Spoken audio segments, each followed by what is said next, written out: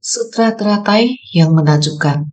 Bab 21, Kekuatan Gaib Tathagata. Shinfasyang Sutra Teratai episode 1767. Puncak burung nasar tetap ada selama-lamanya di seluruh angkasa dan alam dharma. Ajaran Buddha berada dalam kehidupan sehari-hari. Tiada satu tempat pun di mana tiada ajaran Buddha.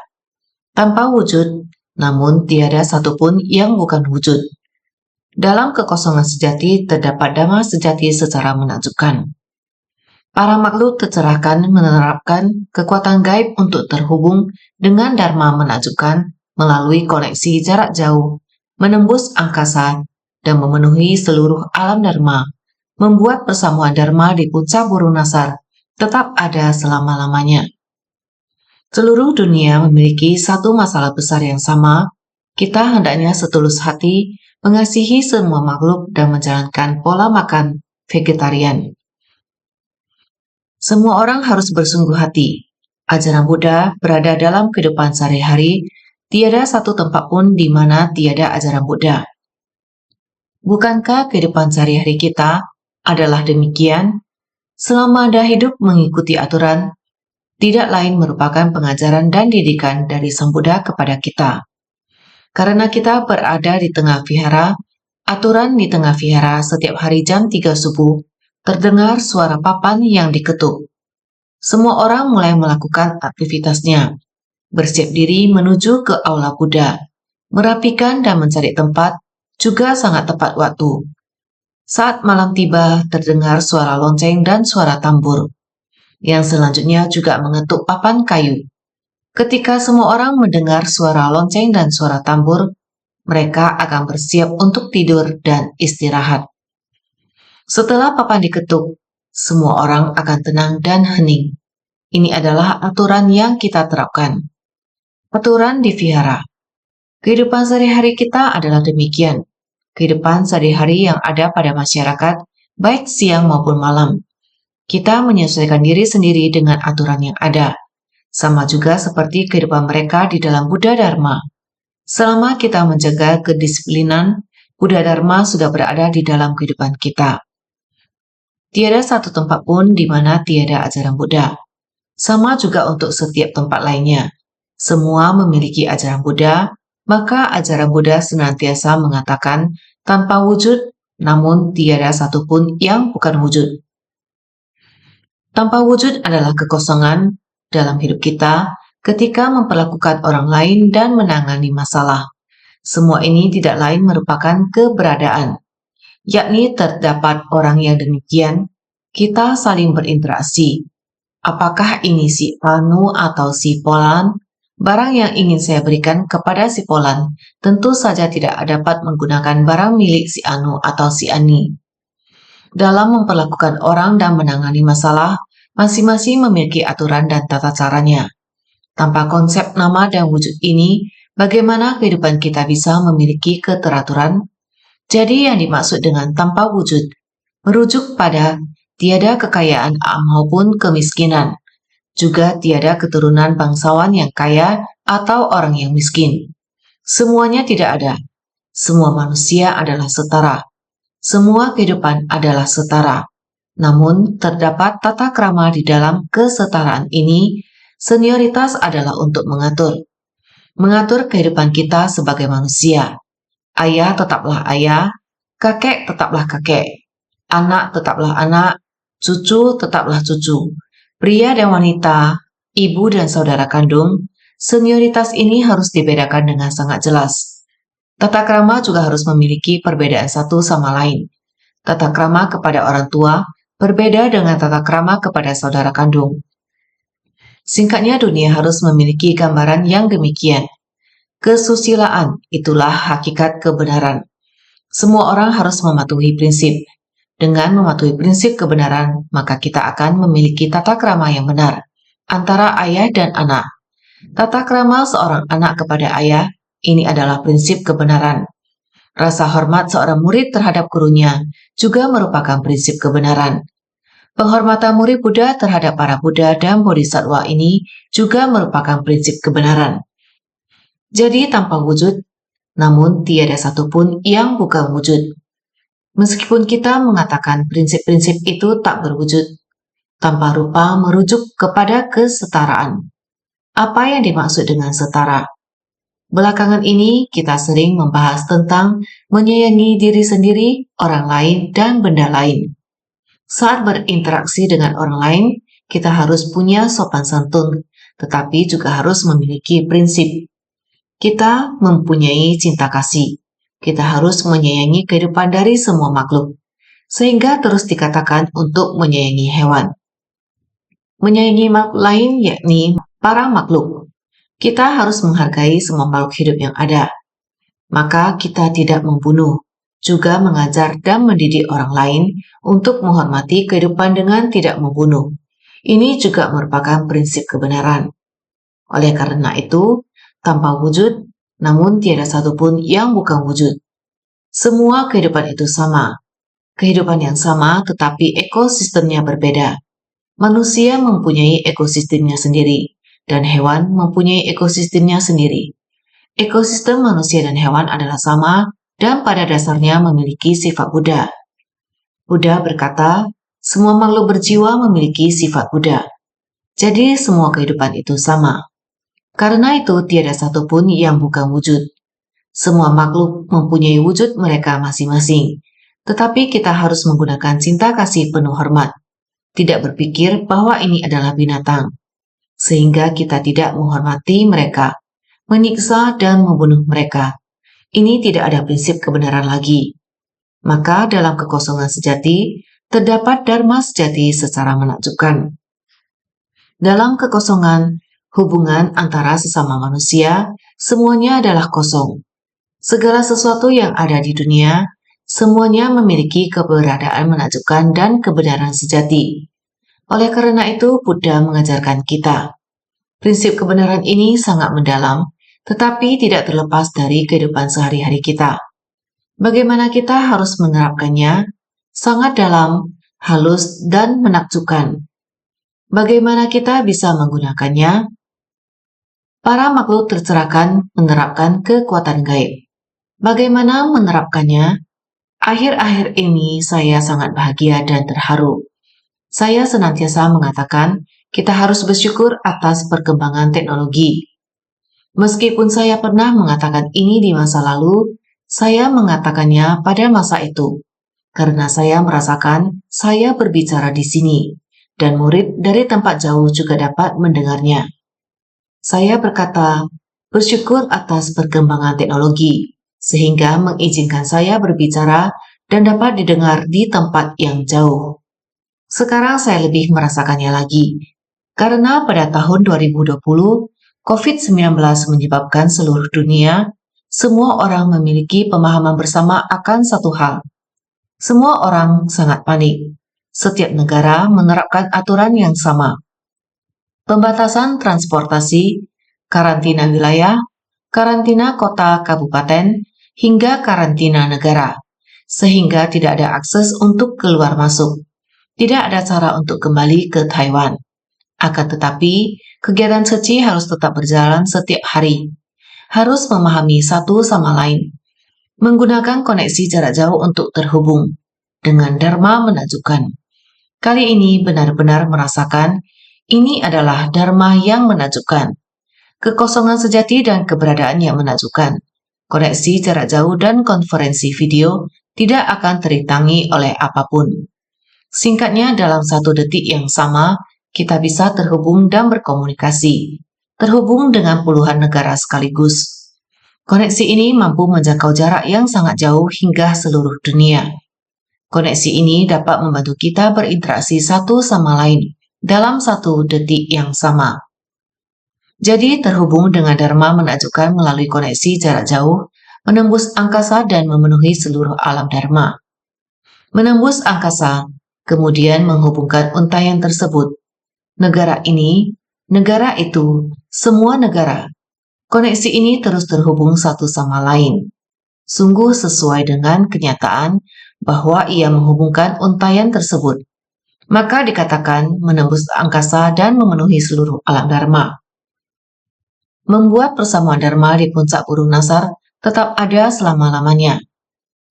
Pada saat itu saya merasakan bahwa insan suci datang untuk berbicara tentang kisah suci. Kisah suci merujuk kepada persamuhan bodhisattva di angkasa. Pada saat ini sangat banyak orang, termasuk setiap bodhisattva, akan tetapi bagaimana mereka dapat kebijaksanaan dan cinta kasih untuk bersumbangsi. Bersumbangsi tanpa pamrih ini, jika kita bisa melakukannya, setiap orang akan dipenuhi sukacita dalam Dharma. Pada persamuhan di angkasa ini, bukankah ini persamuhan Dharma di puncak Guru Nasar tetap ada selama-lamanya? Saya ingin mendengarkan perkataan orang yang berada di sini. Perkataan orang yang berada di sana.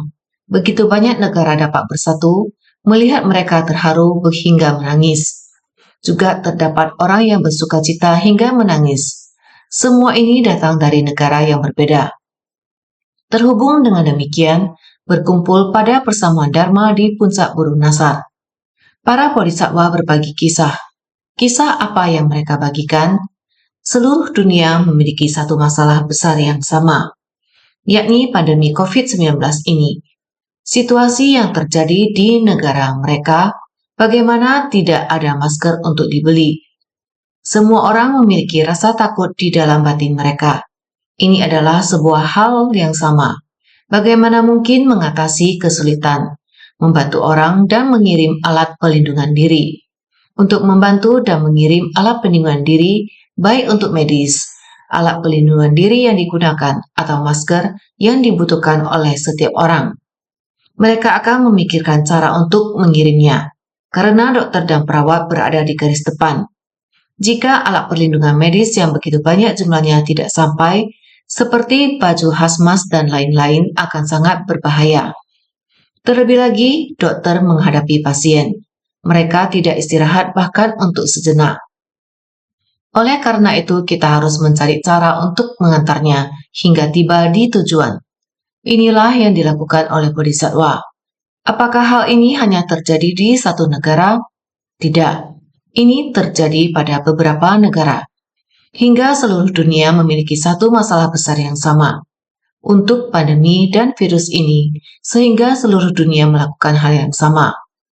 Satu masalah besar untuk hal yang demikian, baik apapun semua orang melakukan hal yang demikian, atau bagaimana memberi perhatian kepada saudara sedharma, serta banyak hal lainnya. Semua orang harus mengeluarkan ketulusan hatinya. Karena pada saat ini, kita harus berhenti sejenak untuk istirahat. Apa yang harus kita hentikan? Ini merujuk kepada acara dan pertemuan besar. Yang terjadi di luar, kita semua harus berhenti dan mengikuti aturan. Namun, kehidupan sama seperti semula. Kehidupan suci tetap berjalan seperti semula, memberi perhatian kepada saudara sedharma melalui koneksi melakukan kelas bedah buku untuk mendengarkan Dharma. Semua koneksi internet ini sangatlah praktis. Hanya dengan menggunakan telepon genggam, sudah bisa dioperasikan di dalam rumah. Berinteraksi satu sama lain hanya dengan memulai konferensi video. Semua orang dapat berkumpul kembali. Pada koneksi tersebut, penyebaran Dharma dengan metode teknologi ini, jika saya bertanya kepada mereka, apakah kalian sudah bersungguh-sungguh? Mereka menjawab, iya Master, kami semua sudah menghirup harumnya Dharma. Mereka semua terus mendengarkan Dharma. Maka saya cepat-cepat melanjutkan Dharma, masih harus terus disebarkan di ruang terbuka. Helai demi helai benang terus ditebar tanpa terputus. Semoga kita bisa tetap di kebenaran, batin lurus dan semangat membara. Maka tidak akan terinfeksi penyakit. Pikiran menyimpang juga tidak menghampiri. Jadi setiap orang mesti memunculkan niat pikiran ini. Kebenaran akan memusnahkan kejahatan. Penyakit yang merupakan suatu daya seperti angin terjangkit penyakit flu, angin jahat. Dalam bahasa Jepang, bila terkena flu, dikatakan terjangkit oleh angin jahat. Kita terpapar angin jahat hingga menjadi sakit. Jadi bila tubuh kita mau sehat, kita harus menghentikan angin jahat ini. Asalkan kita melenyapkan hawa penyakit ini, kita kembali menjadi sehat. Sehingga dikatakan, sekarang semua orang harus membangkitkan kembali hati yang penuh ketulusan, kebenaran, keyakinan, dan kesungguhan. untuk mendengarkan Dharma serta membangkitkan cinta kasih, belas kasih, sukacita, dan keseimbangan batin. Untuk memberikan Dharma sehingga semua orang memiliki pencapaiannya masing-masing. Setiap orang membagikan kisahnya keluar. Kesan batin yang saya peroleh. Kesan batin yang saya peroleh ketika memperoleh Buddha Dharma adalah demikian. Saya akan melihat masalah duniawi adalah demikian. Saya merangkumnya kemudian diberikan kepada orang lain. Ini disebut memberikan Dharma. Semua orang harus tulus dan benar. Meyakini dengan tulus dan benar, sungguh-sungguh untuk menerima. Hanya dengan cara ini kita memiliki cara untuk menerima Dharma ini. Singkat kata, cara ini sangat agung. Berharap setiap orang menegakkan Dharma seperti semula, tekun untuk mendengarkan Dharma sehingga seluruh dunia memiliki satu masalah besar yang sama. Kita hendaknya setulus hati, mengasihi semua makhluk, dan menjalankan pola makan vegetarian. Saling menghibur satu sama lain, saling berbicara satu sama lain akan hal suci. Pada saat yang bersamaan, menyarankan untuk vegetarian, berbagi dengan orang lain, bagaimana cara untuk menyayangi makhluk lain, tidak membunuh lagi. Kita memiliki satu hal yang baik untuk tubuh jasmani kita agar tetap sehat, juga mencakup cinta kasih yang agung dan bermakna. Cinta kasih yang tulus untuk menyayangi makhluk hidup, prinsip kebenaran dari ketulusan yang ada, sehingga benar dan tulus. Sebagai manusia, kita harus memiliki cinta kasih yang benar, harus memiliki perilaku yang tulus. Anda sungguh-sungguh menyayangi makhluk hidup di dunia, untuk membangkitkan niat yang tulus, harus menyayangi kehidupan semua makhluk, sehingga untuk kehidupan kita, bumi memiliki biji-bijian, sayur dan buah yang membuat kita dapat menegakkan pola hidup vegetarian. Tubuh dan batin yang murni. Ketika tubuh jasmani kita murni, batin kita murni, diri sendiri akan memperoleh ketenangan hati karena tiada rasa bersalah. Juga dapat menggunakan cinta kasih yang tulus dan agung, pengajaran dan didikan yang begitu baik. Begitu pragmatiknya untuk dapat dilakukan. Tidak ada hal yang tidak dapat dilakukan. Hal yang begitu mudahnya ada di dalam Buddha Dharma. Dharma berada di mana saja. Di dalam kehidupan kita ini, kita memiliki kemampuan untuk melakukannya. Berwujud, namun tidak berwujud. Kita dapat melakukan cinta kasih yang demikian. Mampu menyayangi seluruh makhluk hidup. Maka bersyukur, menghormati, dan mengasihi kehidupan. Harus harmonis tanpa pertikaian untuk menciptakan berkah bersama. Ini bukan hanya sekedar kata-kata indah yang ditulis serta enak dipandang. Kita dapat melakukannya dengan baik. Orang baik tentunya melakukan hal bajik. Demikian sederhana. Selama kita mempunyai hati untuk melakukannya, maka hal ini tidak sulit. Secara alami terdapat Dharma yang menakjubkan di dalam kekosongan yang merupakan Dharma sejati. Sehingga para mencerahkan orang lain. Selama Anda mencerahkan orang lain, bersumbangsi dari lubuk hati terdalam, tiada hal yang tidak dapat dilakukan. Segala hal yang dapat dilakukan disebut sebagai kekuatan gaib. Para makhluk tercerahkan menerapkan kekuatan gaib. Setiap orang dapat melakukannya, maka itu dapat dilakukan. Dalam beberapa hari ini, saya sungguh memiliki banyak hal untuk disyukuri. Sungguh ingin membagikannya dengan semua orang. Jarak bukanlah sebuah rintangan. Menembus angkasa juga dapat menjalin cinta kasih. Semua ini dapat dilakukan, bukan tidak dapat dilakukan. Laksana kita menembus angkasa dan menyebar di dunia Dharma. Benak pikiran dari para bodhisattva di Afrika.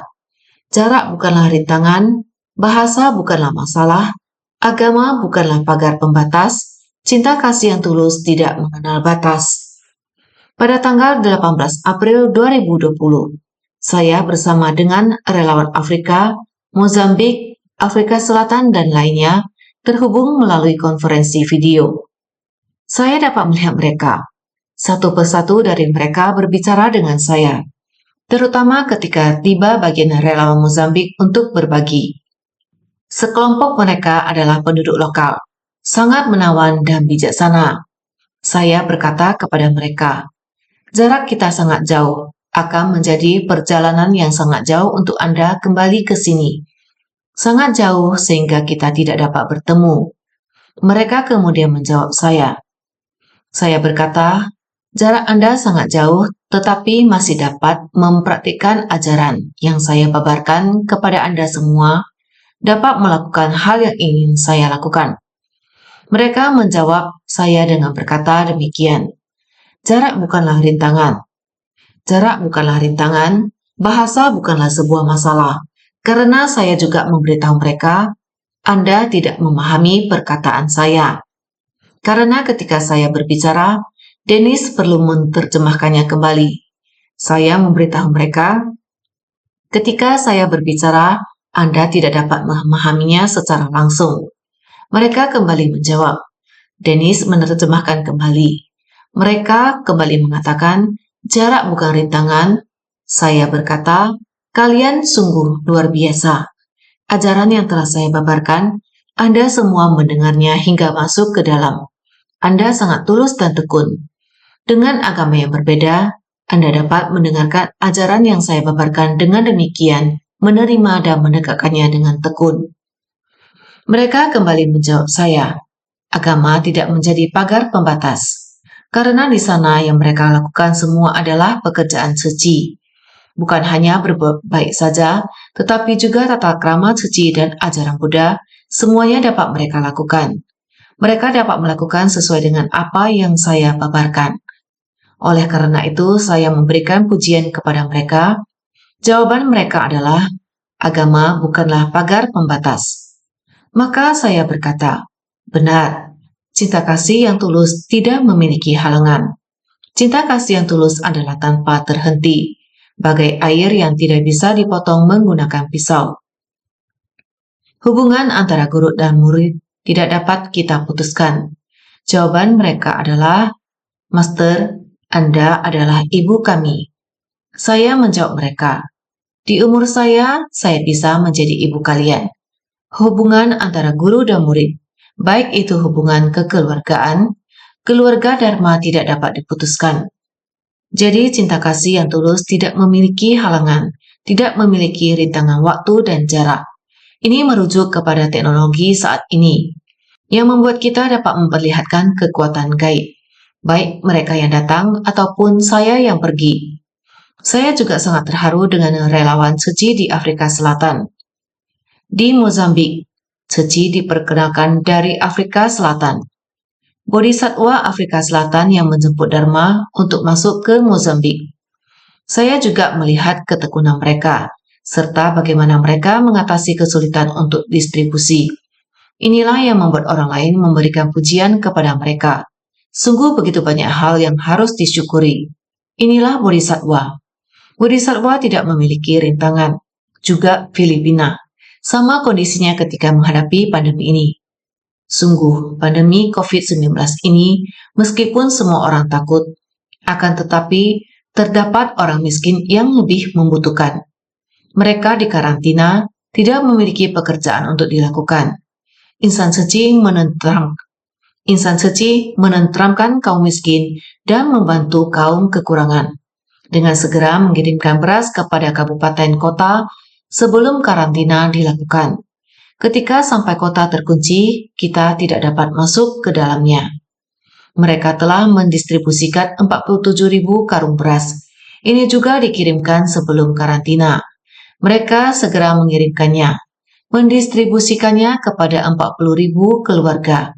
Ketika di karantina, kita juga melanjutkan pekerjaan yang sama, menggunakan kebijaksanaan dan metode yang tidak bertentangan dengan aturan.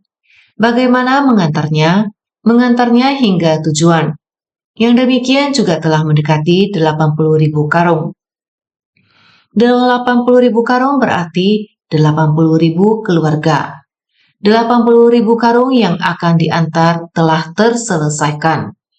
Masih ada satu telepon dari wali kota, ketua DPR, wakil ketua DPR. Pada saat yang bersamaan menelepon dari kota Manila, Filipina. Kepada Deputi CEO kita, Henry Yunes, tahun 2020, memberitahukan kepadanya, saya ingin menerima orang yang dikarantina. Karena pandemi COVID-19 di Filipina sangat parah, Mereka harus mencari cara untuk mengatasinya. Pasien yang terpapar harus dikarantina. Mereka baru saja menyelesaikan pembangunan sebuah perumahan.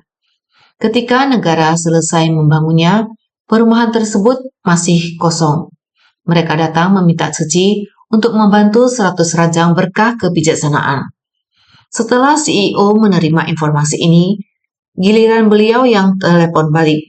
Kepada CEO sebelumnya, Alfredo Lee, mengatakan bahwa dikarenakan barang-barang ini pada waktu itu sebelumnya dia yang mengurusnya. Banyak barang-barang yang dia tahu dulunya disimpan di mana. Sehingga CEO yang sekarang menelepon CEO sebelumnya dan memberitahukan. Ormok sangat membutuhkan ranjang-ranjang ini. Mohon bantuan Anda untuk memikirkan cara untuk mengirimnya hingga tiba di tujuan. Lalu Alfredo Lee, dia mengetahui ranjang-ranjang tersebut berada di mana. Berada dari gudang untuk diangkut dan dikirimkan ke Ormok, menuju perumahan yang telah selesai dibangun oleh negara. Membiarkan mereka sementara menggunakannya untuk karantina. Ini juga sangat menyentuh. Orang-orang tidak dapat keluar, akan tetapi mereka berkomunikasi melalui telepon. Wali kota dan juru bicara Ormok menelepon Manila. CEO di Manila menelepon Alfredo Lee. Kemudian Alfredo Lee mempersiapkan barang tersebut untuk dikirimkan dari Cebu menuju tempat tersebut. Wah, saya telah melihat, saya juga memuji dan bersyukur. Bersyukur bahwa saat ini Bodhisattva kita masih memberi tanggapan sesuai kebutuhan para makhluk dengan tepat waktu. Mengantarkan hingga tiba di tujuan dengan tepat waktu. Saya sangat bersyukur akan hal ini. Jadi kemarin kita telah membahas satu bagian naskah sutra. Kenapa demikian? Kami sekalian secara pribadi juga berkeinginan untuk memperoleh Dharma Agung yang sejati dan murni ini, menerima, menegakkan, membaca, melafalkan, menjelaskan pada orang lain, menyalin dan memberikan persembahan padanya. Sutra Teratai Bab 21 Kekuatan Gaib Tata Gata. Kelompok Bodhisattva ini memohon kepada Sang Buddha, memohon kepada Buddha untuk membabarkan Dharma kepada kita. Kita memohon Dharma bukan hanya untuk memberi manfaat kepada mereka saja, sebenarnya juga untuk memberi manfaat kepada diri kita sendiri. Karena kami sekalian secara pribadi juga berkeinginan untuk memperoleh Dharma Agung yang sejati dan murni ini. Kami juga ingin mendengarkan Dharma. Kami harus banyak mendengar agar kita dapat memahami lebih banyak lagi. Dengan Dharma ini saya dapat memurnikan tubuh dan batin kita sendiri, agar saya dapat mengetahui Dharma, dapat mengetahui prinsip kebenaran. Bagaimana saya harus menghapus kerisauan batin? Bagaimana saya harus memurnikan batin saya? Setelah memurnikan hati kita harus mempraktikkan jalan bodhisattva dalam tindakan nyata. Bersumbangsi di tengah orang banyak. Setelah bersumbangsi, batin tidak akan memiliki rasa khawatir. Akan benar dan murni. Kita memberikan manfaat ini kepada orang lain. Memberi manfaat kepada orang lain adalah memberi manfaat kepada diri sendiri. Sehingga ini disebut sebagai Dharma Agung yang sejati dan murni. Menerima, menegakkan. Sekelompok insan suci yang baru saja kita sebutkan, baik yang berada di Afrika Selatan atau Mozambik, mereka sangat tekun. Mereka juga bersumbangsi pada tempat tersebut. Selama periode ini, mereka masih bersumbangsi. Master berterima kasih kepada mereka. Saya juga mengungkapkan rasa tersentuh dalam ucapan terima kasih kepada mereka. Beginilah cara mereka bersumbangsi di sana. Pada saat ini, relawan Filipina bersumbangsi dengan sangat luar biasa, baik dalam bentuk beras untuk dikonsumsi atau rancang berkah kebijaksanaan yang nyaman. Mereka tidak pernah berhenti dan beristirahat. Demikian terus bersumbangsi, sehingga sekelompok orang ini bukankah sedang mendengarkan sutra dengan sungguh-sungguh. Saya pernah mendengar Isaac Chu memberitahu saya. Dia berkata, mereka mendengarkan Dharma melalui konferensi video. Jumlahnya melampaui 50.000 orang. Bukankah ini yang disebut membaca dan melafalkan? Setelah mereka mendengarkan, mereka juga saling berbagi. karena mereka juga menelpon kembali kepada SHU dan staf kami dengan kembali berkata, "Saya sangat bersukacita. Saya mendengarkan kemudian berbagi dengan orang lain." Ini adalah mendengar, menggunakan telinga untuk membaca sutra. Setelah membaca kemudian menjelaskannya kepada orang lain. Mereka juga membuat catatan tangan. Bukankah ini adalah hal yang mereka lakukan pada saat itu? Mereka dapat melakukannya. Bukankah ini adalah praktik nyata dari Sutra Teratai? Naskah Sutra Teratai mengatakan demikian dan mereka melakukannya dengan demikian, serta melimpahkan jasa mereka dari kegiatan tersebut. Mereka bersukacita saat mengetahui. Saya tahu kesan batin yang mereka peroleh. Bukankah dengan demikian mereka sedang memberi persembahan kepada saya? Sehingga sangat bersukacita. Secara alami mereka akan melakukannya dengan ikhlas. Mari hari ini melihat naskah sutra selanjutnya. Pada ketika itu, Bhagawan di hadapan Manjusri dan miliaran koti tak terhitung banyaknya bodhisattva mahasatwa lainnya yang telah lama berdiam di dunia saha, serta para biksu, biksuni, upasaka, upasika. Sutra Teratai bab 21, Kekuatan Gaib Tata Gata. Hal-hal ini dapat lebih sederhana. Dengan membaca naskah sutra maka bisa diketahui Bodhisattva Manjusri serta banyak bodhisattva lainnya yang hadir di tempat pelatihan spiritual. Para bodhisattva ini sama-sama memohon ajaran. Begitu juga dengan Bodhisattva Manjusri merupakan salah satunya. Sehingga Bodhisattva Manjusri dan lainnya yang seperti dirinya. Mereka semua yang lainnya yang seperti Bodhisattva Manjusri, terdapat Manjusri, Samantabhadra, Maitreya, Avalokiteswara. Para bodhisattva ini semuanya berada di sini dalam jumlah yang tak terhingga, yang seperti dirinya, yakni yang kurang lebih sama dengan Bodhisattva Manjusri. Semuanya berada pada persamuan sutra teratai ini. Jumlahnya sama banyaknya. Bodhisattva yang tak terhitung jumlahnya berada di sana. Pada ketika itu, Bhagawan di hadapan Manjusri dan miliaran koti tak terhitung banyaknya. Bodhisattva Manjusri dan lainnya yang seperti dirinya dengan jumlah yang tak terhingga adalah kumpulan orang-orang yang dibimbing oleh para bodhisattva ketika menampakkan jejak di dunia ini. Para bodhisattva ini pernah datang ke dunia manusia, memiliki jalinan jodoh dengan dunia manusia. Sebelumnya berada di dunia manusia, saat ini pun masih berada di dunia manusia. Bodhisattva yang dikenal luas oleh semua orang di dunia manusia. Jika kita memiliki permasalahan, maka kita memohon pada bodhisattva. Sehingga para bodhisattva ini telah datang dan pergi di dunia manusia. Selalu berada di dunia manusia. Sehingga bodhisattva mahasatwa lainnya yang telah lama berdiam di dunia saha. Semua bodhisattva ini adalah para murid yang dibimbing oleh Bhagawan Sakyamuni di dunia saha sini. Adalah para bodhisattva yang agung yang telah lama berdiam di dunia saha, telah datang dan pergi, masuk ke dalam orang banyak untuk membimbing semua orang. Semua bodhisattva ini adalah berasal dari sini. Ini merujuk kepada dunia saha kita saat ini. Semua murid yang telah dibimbing oleh Buddha Sakyamuni. Semua bodhisattva ini juga demikian. Bukankah kita pernah mendengar ini sebelumnya? Kelompok bodhisattva ini, yakni bodhisattva yang bermunculan dari bumi.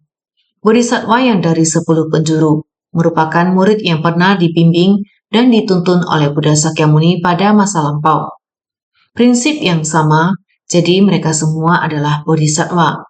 Sekelompok bodhisattva yang tak terhitung banyaknya, laksana butiran pasir yang halus di sungai Gangga. Semuanya telah lama berdiam, datang dan pergi. Terus-menerus datang dan pergi pada dunia saha ini. Datang dan pergi disebut dengan lama berdiam. Mereka senantiasa datang dan pergi dalam waktu yang lama. Saya pernah pergi ke sana. Saya telah berdiam di sana untuk waktu yang lama. Inilah yang disebut dengan lama berdiam. Lama berdiam di dunia saha, datang dan pergi. Masuk ke dalam orang banyak untuk membimbing orang-orang. Serta para biksu, biksuni, upasaka, upasika. Ini adalah 4 kelompok murid yang terdiri dari berumah tangga dan monastik yang menerima dan menekuni ajaran Buddha. Mereka menerima ajaran Buddha dan mempraktikkan Dharma Agung. Selain para bodhisattva ini, terdapat para biksu, biksuni, upasaka, upasika yang dikenal oleh semua orang, yakni ini adalah 4 kelompok murid yang terdiri dari berumah tangga dan monastik yang menerima dan menekuni ajaran Buddha. Mereka yang menerima Dharma dan pengajaran dari Sang Buddha, terutama orang yang mempraktikkan jalan Bodhisattva Agung, adalah para bodhisattva ini. Sehingga semua orang harus memahami dengan jelas, Buddha Dharma ternyata adalah demikian, tidak terlepas dari dunia manusia. Bodhisattva berada di mana-mana, baik itu adalah bodhisattva yang datang kembali ataupun bodhisattva pemula. Tubuh jelmaan setiap orang di dunia berbeda, menolong dan membimbing para makhluk di dunia. Kita menggunakan batin yang penuh rasa hormat ini. Secara alami, kita akan memperlihatkan kekuatan gaib selamanya. Terhubung dengan Dharma menakjubkan melalui koneksi jarak jauh, menembus angkasa dan memenuhi seluruh alam Dharma. Kita hidup di saat ini, pada zaman ini, ada lingkungan luas seperti ini, agar kita menggunakan kekuatan gaib yang agung untuk terjun bersumbangsi ke tengah orang banyak. Bukankah ini adalah persamuan Dharma di puncak burung nasar? Singkat kata, puncak burung nasar terdapat di dalam batin kita. Bodhisattva kita berada selamanya di puncak burung nasar, sehingga kehidupan kita sehari-hari atau selamanya berada di dalam Buddha Dharma. Ringkasan yang disampaikan sebelumnya, semua orang seharusnya jelas akan hal ini. Memahami dengan jelas akan tata krama hidup kita juga tidak terlepas dari aturan vihara. Setiap hari, ketika membuka mata, ini merujuk kepada Buddha Dharma yang ada di dalam kehidupan kita. Dharma berada di mana-mana, kita semua demikian. Kita harus senantiasa lebih bersungguh hati setiap hari.